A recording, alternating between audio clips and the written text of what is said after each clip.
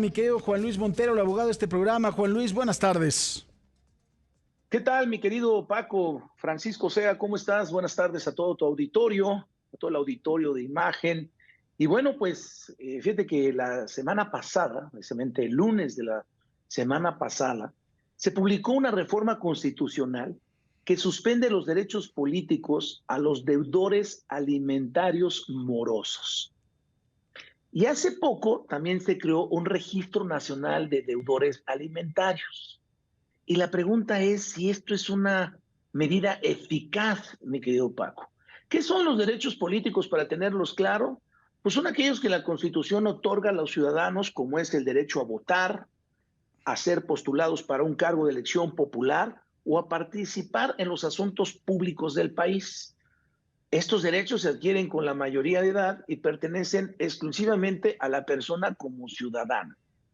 Y lo que interesa destacar aquí es que se reformó el artículo 38 constitucional para que los agresores sexuales, punto y aparte, es decir, es otro tema, y los deudores alimentarios morosos no puedan ser registrados como candidatos para cualquier cargo de elección popular, ni ser nombrados para empleo, cargo o comisión al servicio público. Es decir, no puede ser servidor público, no puede ser candidato a la presidencia, diputado, senador, etcétera.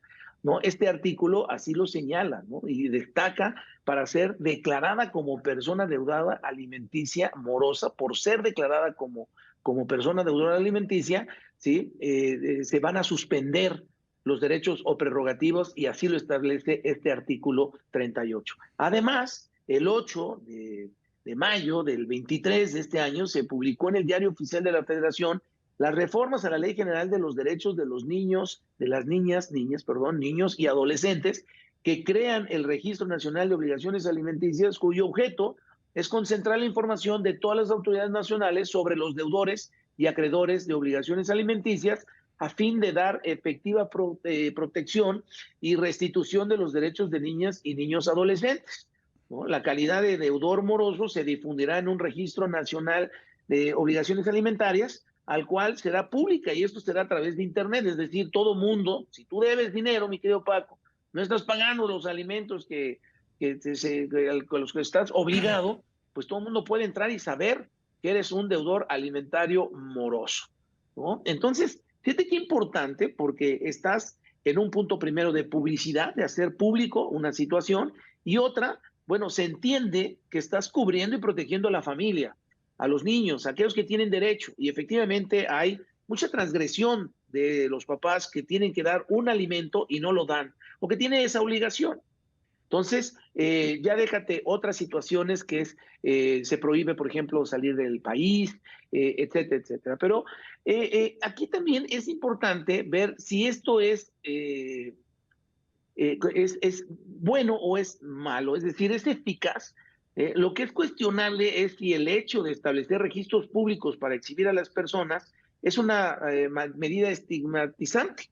Por ejemplo, ¿no? El registro que hablábamos de los agresores sexuales en la Ciudad de México, la Corte dijo que se trataba de una pena infamante cuyo único fin era exhibir pública al sentenciado, una exhibición pública. La principal diferencia es que en el caso del registro de deudores alimentarios, una vez que el deudor moroso paga, se le retira del registro, por lo que se puede argumentar que se trata de una medida eficaz para presionar al deudor a que éste pague. Vamos a suponer que la conclusión para muchos puede ser una u otra, es decir, si está bien o no está bien.